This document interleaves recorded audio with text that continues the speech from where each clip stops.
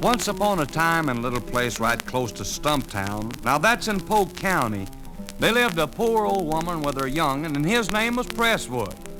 One day she hollered out, "Hey, Presswood, there ain't been a bite of grub in this house for 2 weeks. In fact, I'm so hungry if you laid a piece of bologna sausage on top of my head, why my tongue would slap my brains out trying to get to it. Why don't you take this little old pig down to the store and trade her for some victuals?" So Presswood done like his ma said. But that dad-blamed pig is so skinny he had to tie a knot in her tail to keep her from crawling through a crack in the fence. And all he could trade her for was a pack of seeds. Well, when his ma seen what he'd done, she got madder than an old wet setting hen and just throwed the seeds out of the window, grabbed Presswood by the neck and put him to bed. Now, next morning, right outside of his window, was growing the tallest, biggest vine that he had ever seen. It looked like a cross between a pawpaw bush and a plum granny.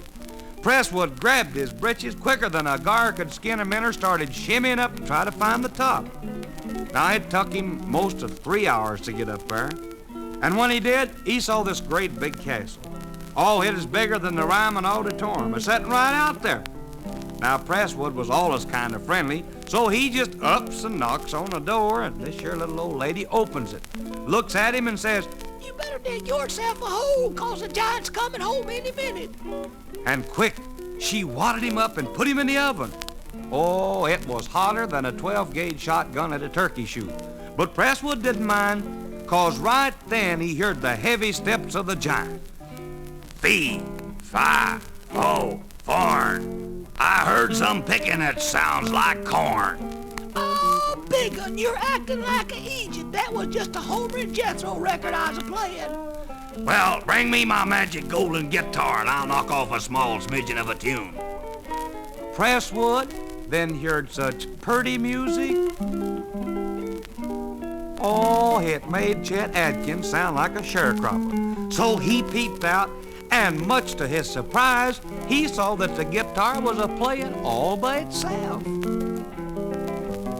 Now, after a spell, he heard the giant snoring louder than a cow bawling up a holler. So he sneaked up and snatched that guitar. But just as soon as he touched it, that dad-blasted thing cut loose with a couple of Hank Snow licks and woke up old Big Un.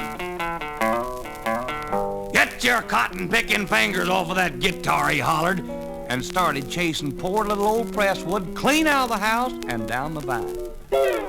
But when Presswood got to the bottom, he grabbed a poleaxe, chopped down the vine, and the giant hit the ground like a wet possum out of a simmon tree. And that was the end of it. Well, Presswood took the magic golden